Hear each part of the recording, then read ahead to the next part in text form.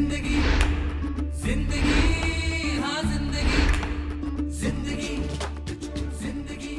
नमस्कार. रेडिओ विश्वास 90.8 community radio, तुमचं जगणं तुमचा आवाज. श्रोते हो, मागच्या आठवड्यात आपण गप्पा मारत होतो आकाशिक रेकॉर्ड रीडर आणि रेकी मास्टर असणाऱ्या आर्या साखरदांडेच्याशी. त्याच्याशी आपण यावेळेसही पुन्हा गप्पा सुरू ठेवणार आहोत. आर्या, अजून एक गोष्ट, आपण मुलगा जन्माला आलं मूल की शक्यतोवर बऱ्याच वेळेला असं असतं की आपण कुंडली तयार करतो हो.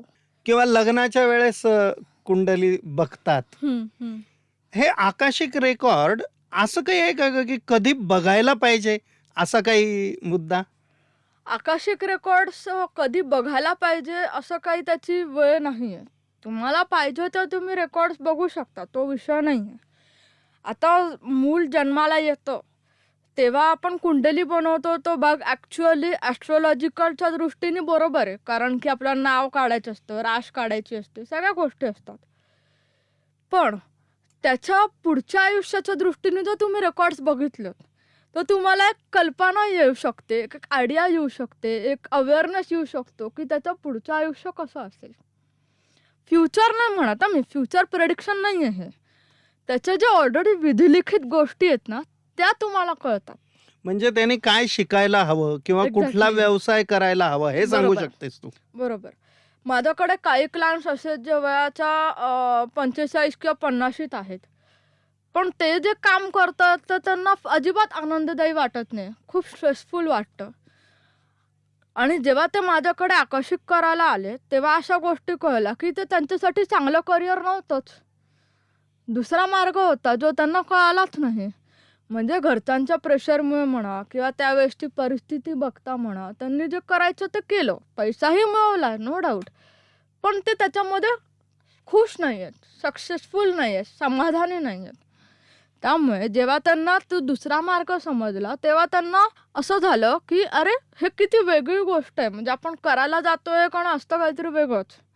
याचा अर्थ काय की आपल्या प्रत्येक इंडिव्हिज्युअलचा एक सोल पर्पज लिहिलेला असतो की तुम्ही हा जन्म का घेताय, तुमचा लेसन घ्यायचा आहे का, तुम्हाला कुठल्या व्यक्तीचा बदला घ्यायचा आहे, कुठलं तुमचं करिअरचं तुमची अपूर्ण इच्छा जी मागच्या जन्मी तुम्ही नाही करू शकलात पूर्ण, जी या जन्मात तुम्ही करू शकता. अशा खूप गोष्टी असतात. म्हणून जेव्हा माझ्याकडे क्लायंट येतो ना तेव्हा मी आवर्जून सांगते की तुम्ही एकदा तरी तुमच्या प्रायोरिटी क्वेश्चन्समध्ये सोल पर्पज विचारा. वयाच्या कुठल्याही टप्प्यात असू द्या, पण जेव्हा सोल पर्पज कळतो ना तेव्हा तुम्ही पुढचं आयुष्य त्या हिशोबाने जगायला लागता. क्या बात आहे. एखादा तुझ्याकडे असा येतो का की मी परीक्षा दिलेली पास होईल का, हो. किंवा निवडणुकीत मी निवडून येईल का? नाही, निवडणुकीचं नाही आलं काही, पण एक क्लायंट होते, ते ॲक्च्युली तसं बघायला गेलं तर मला वाटतं असतील 50 वगैरे काहीतरी, पण त्यांना पोलिसांच्या एक्झाम द्यायच्या होत्या आणि त्यांनी ते मला विचारलंही की मी आता जर केलं, एक्झाम दिली आणि मी पास झालो तरीसुद्धा माझं वय बघता मला कमी वर्ष आहेत ना हे ड्युटी करायला, तर मी करू का, सक्सेसफुल होईल का, ही रिस्क घ्यायची का. त्यांना बिंदास आलं, कारण की त्यांचा सोल पर्पजच तो होता की त्यांनी पोलिसांमध्ये काम करून भारताला काहीतरी मदत करायची. त्यामुळे त्यांना म्हटलं सर जेवढा तुमचा ड्युटीचा पिरियड असेल जो काही, तेवढा तुम्ही काहीतरी व्यवस्थित कामगिरी करून तुमचं नाव कमवाल, एवढं नक्की. आता मला असा प्रश्न पडला की अशा काही गोष्टींसाठी तुझ्याकडे यायचं तर त्याला काही वेळ किंवा वार असं काही असतं का, आणि नाही. तुझ्याकडे आल्यानंतर किती वेळ लागतो?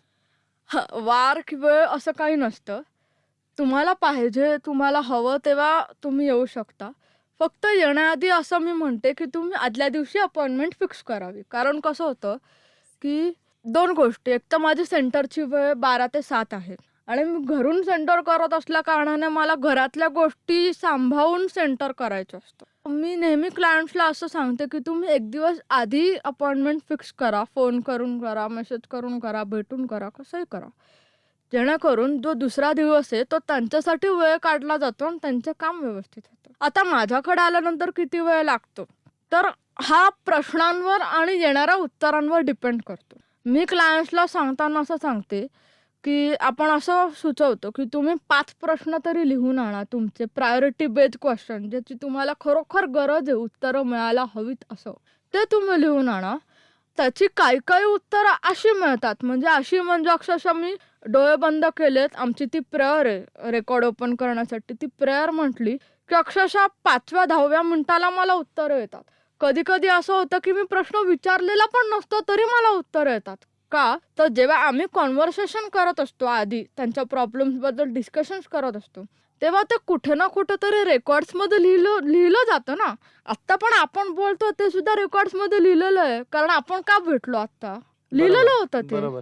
त्यामुळे तर तो वेळ जाऊ नये यासाठी आपण 5 प्रश्न लिहून आणा असं सांगतो. आणि ते उत्तरं मिळायला कधी-कधी अर्धा तास सफिशियंट होतो, कधी-कधी 1 तास लागतो. आपण मॅक्झिमम 1 तास सांगून ठेवतो 5 प्रश्नांसाठी. कधी-कधी असं होतं की त्या 5 प्रश्नांवरती पण त्यांना अजून काहीतरी ॲड करायचं असतं, अजून काहीतरी विचारून घ्यायचं असतं. कारण असं पण म्हणतो ना की एकदा आलोच तर सगळंच क्लॅरिटी घेऊन जाऊया. परत कुठे येणार? येतात परत येणारेही क्लायंट आहेत, तो पण विषय नाही. एक क्लायंट असे ते आतापर्यंत मला वाटतं 10-12 वेळेस येऊन गेले असतील. म्हणजे वेगवेगळ्या कारणांसाठी, वेगवेगळ्या प्रश्नांसाठी, पण ॲटलीस्ट 10 वेळा तरी तो माणूस आला असेल. अशा पण काही गमती-जमती आहेत. मला आता असं वाटलं की काही डॉक्टर असतात की ज्यांच्याकडे आपण गेलो तर आपल्याला लक्षणं सांगायला लागतात. हं, त्याच्यानंतर मग ते काही टेस्ट करतील हं. आणि मग त्याच्यावरनं निदान होईल आणि मग आपल्याला हे मिळेल. बरोबर. काही जुने जे वैद्य होते किंवा डॉक्टर आहेत हं, हं. ते नाडी बघतात. हो. म्हणजे मला सांगावं लागत नाही, हो, पण ते बरोबर. नाडी बघून सांगतं की तुम्हाला हा आजार आहे किंवा हं. असा त्रास आहे. हो. तसं याच्यात काही आहे का? मी प्रश्न न विचारता तू काही सांगशील मला? आता माझं सायकोलॉजीचा म्हणजे अभ्यास केलेला याच्या कारणाने मला बॉडी लँग्वेजवरनं काही गोष्टी ओळखता येतात.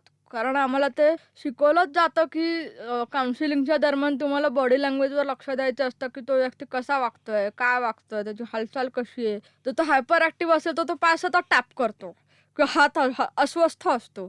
तर या गोष्टी ऑलरेडी माहितीच होत्या किंवा सवयीच्या आहेत. त्यामुळे थोडा अंदाज येतो आपल्याला की समोरच्या व्यक्तीचं काहीतरी गंभीर गोष्ट आहे का तो असा टाइमपास म्हणून आलेला आहे.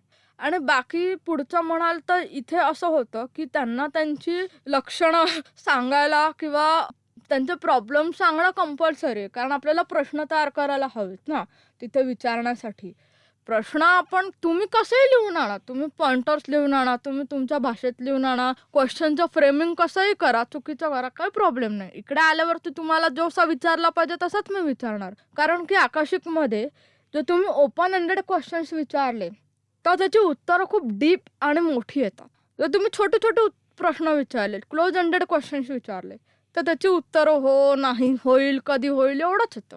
त्यामुळे मी नेहमी क्लायंट्सला असं सांगते, आता ठीक आहे त्यांना नाही जमले ओपन एंडेड क्वेश्चन बनवायला, तर मग आपण त्यांना सांगतो की तुम्ही तुमच्या भाषेमध्ये तुम्हाला जमेल तशी लिहून आणा. इकडे आल्यावरती कस्टमाइज मॉडिफाय होऊ शकतं. पण जर तुम्ही काहीच बनवून नाही आणलं, तुम्ही फक्त बोललात आणि आपण आता प्रश्न 0 पासून सुरू करतोय तर खूप वेळ जातो. म्हणजे मला असं म्हणायचं आहे की जर प्रत्येक व्यक्तीचा आकाशीय रेकॉर्ड आहे तर मग मी आल्यानंतर माझ्या रेकॉर्डवरनं तू माझं हे सांगितलं पाहिजेस असं मला वाटतं. जर तुम्ही अजून एक महत्वाची गोष्ट, आकाशिक रेकॉर्ड्स ओपन करताना ज्याचे आपण रेकॉर्ड्स ओपन करतोय त्याची परमिशन नसेल तर माझा ॲक्सेस होत नाही. बरं. म्हणजे तुम्ही निश्चिंत व्हा की मी उगाचच कोणाचे रेकॉर्ड्स ओपन करत बसत नाही आणि बसू पण शकत नाही, बिकॉज ते अनएथिकल आहे माझ्यासाठी. जर ती व्यक्ती मला परमिशन देते आणि तरी सुद्धा ती जे विचारते तेवढंच तिला दाखवलं जातं किंवा त्याला सांगितलं जातं. आपण एक्सेस इन्फॉर्मेशन देत नाहीत. भले आपण बोलतो की ते पुस्तकाच्या फॉर्ममध्ये सगळं लिहिलेलं आहे, म्हणजे अगदी मागच्या जन्मांपासून लिहिलेलं आहे, ते आहे लिहिलेलं. पण जे ते विचारतात, जेवढी त्यांना कळायची गरज आहे आत्ता या क्षणी, तेवढ्याच गोष्टी आपण त्यांना प्रोव्हाइड करतो.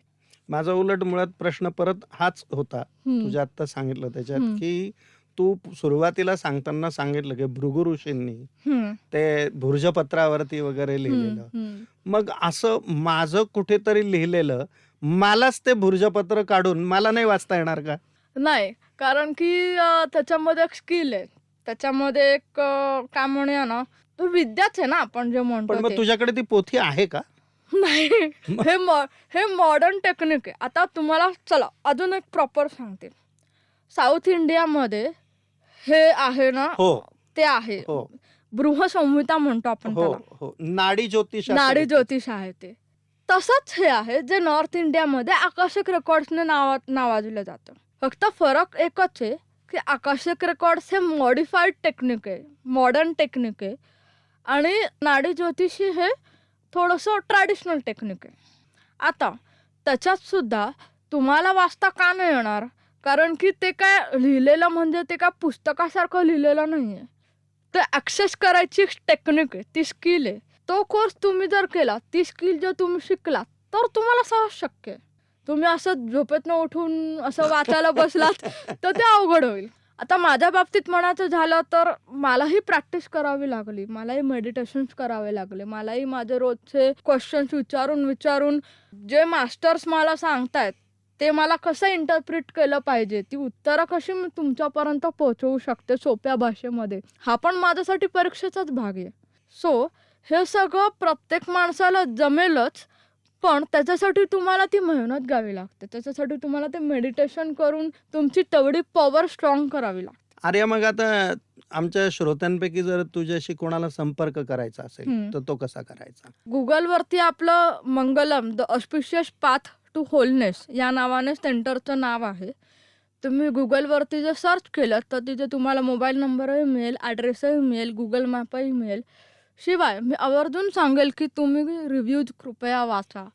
रिव्ह्यूजमुळे तुम्हाला एक आयडिया येऊ शकेल की माझ्याकडे कसे क्लायंट्स येतात, आणि आजपर्यंत एकही क्लायंट अनसॅटिस्फाईड होऊन गेलेला नाही. क्या बात. जो क्लायंट माझ्याकडे येतो तो इतक्या टेन्शनमध्ये असतो, तो जाताना परत हसत जातो. इतका फरक पडतो. क्या बात आहे, खूपच छान. आर्या, एका नवीन विषयावरती तुझ्याशी गप्पा मारायला खूप मजा आली आणि तू आमच्या रेडिओ विश्वासच्या श्रोत्यांशी इतक्या छान गप्पा मारल्यात. खूप खूप धन्यवाद. धन्यवाद, थँक्यू. श्रोतेहो, ही होती आर्या साखरदांडे की जी आकाशिक रेकॉर्ड रीडर आणि रेकी मास्टर आहे. तुम्हालाही पण जर कधी समजा तिच्याशी संपर्क साधायचा असेल तर तिने जे गुगल वरती तुम्ही तिच्याशी संपर्क करू शकतात, किंवा कोणी जर कधी रेडिओ विश्वासशी संपर्क साधला तर आम्ही नक्की तिच्याशी संपर्क तुमचा करून देऊयात. तुम्ही ऐकत राहा रेडिओ विश्वास 90.8 कम्युनिटी रेडिओ, तुमचं जगणं तुमचा आवाज. जिंदगी जिंदगी जिंदगी हाँ जिंदगी जिंदगी